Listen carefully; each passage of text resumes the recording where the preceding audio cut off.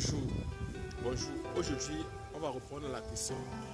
C'est de savoir pourquoi dans les écoles publiques au niveau du Cameroun, les frais de scolarité ne sont pas les mêmes. Pourquoi ce n'est pas 50 000 au niveau des écoles de poste, au niveau des écoles de travaux, ou à l'INGS ou dans les autres écoles, comme à Polytechnique, en fac médecine, dans les écoles normales. Donc c'est à cette question que nous allons répondre dans cette vidéo. Et pour mieux comprendre, il faut comprendre la genèse de ces écoles-là. Donc, on va répondre à cette question. Et je voudrais préciser que je ne veux pas justifier. J'essaie de comprendre, d'expliquer à mon niveau ce que je comprends.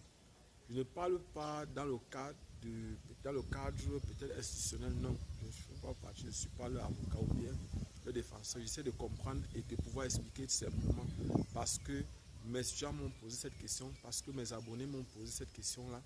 Et c'est la raison pour laquelle je vais essayer de leur apporter ma part de contribution, une explication.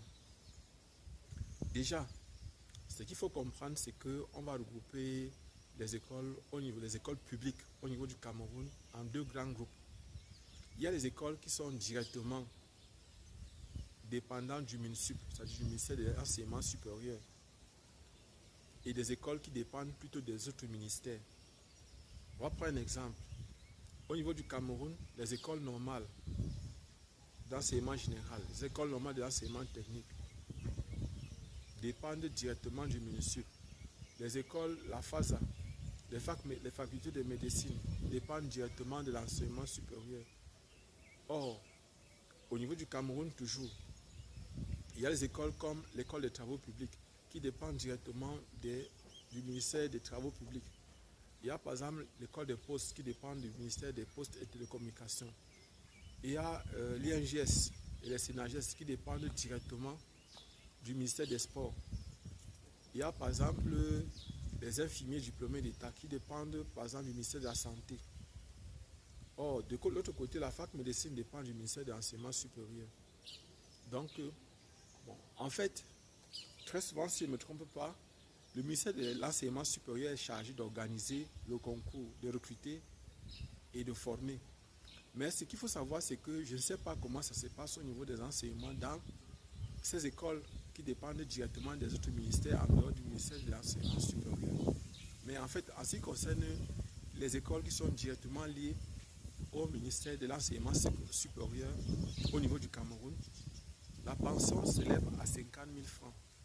Les frais exigibles, les frais de scolarité, c'est 50 000 francs. Par exemple, à l'école de poste, je crois que c'est 500 000 francs, presque 525 000 francs, parce qu'il y a 25 000 francs qu'on demande souvent aux étudiants pour la tenue de sport. Donc, voilà par exemple, je pense que j'ai répondu à votre question. J'ai essayé d'apporter des éléments d'éclaircissement sur la différence entre les différentes écoles. Donc ce qu'il faut savoir, c'est que chaque fois qu'on ne va pas payer 50 000 dans une école publique, il faut savoir que cette école-là dépend directement d'un ministère autre que le ministère de l'enseignement supérieur. Donc voilà par exemple ce qu'il faut savoir, voilà ce qu'il faut comprendre.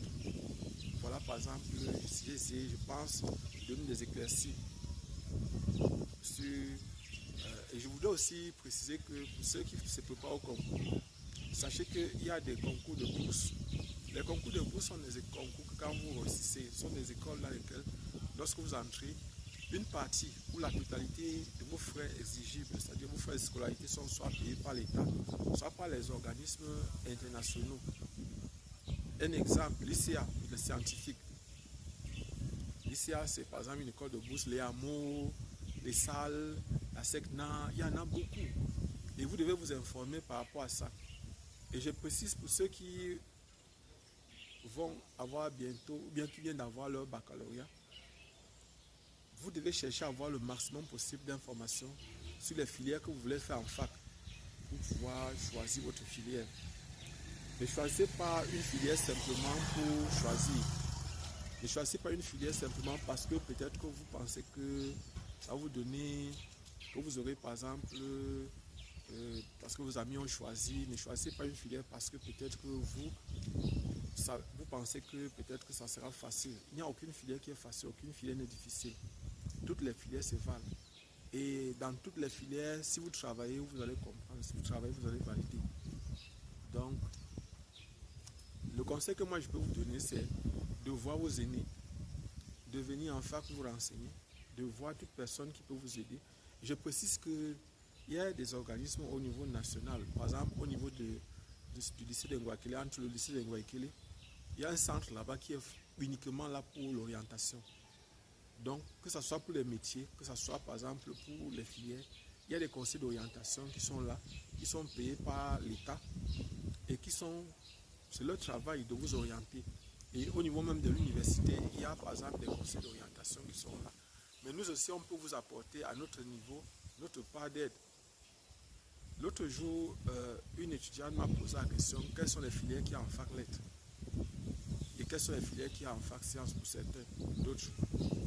Personnellement, en ce qui concerne la fac lettres, je ne vais pas vous cacher, je ne maîtrise pas trop les filières qu'il y a en fac lettres, mais en faculté des lettres, des arts et sciences humaines.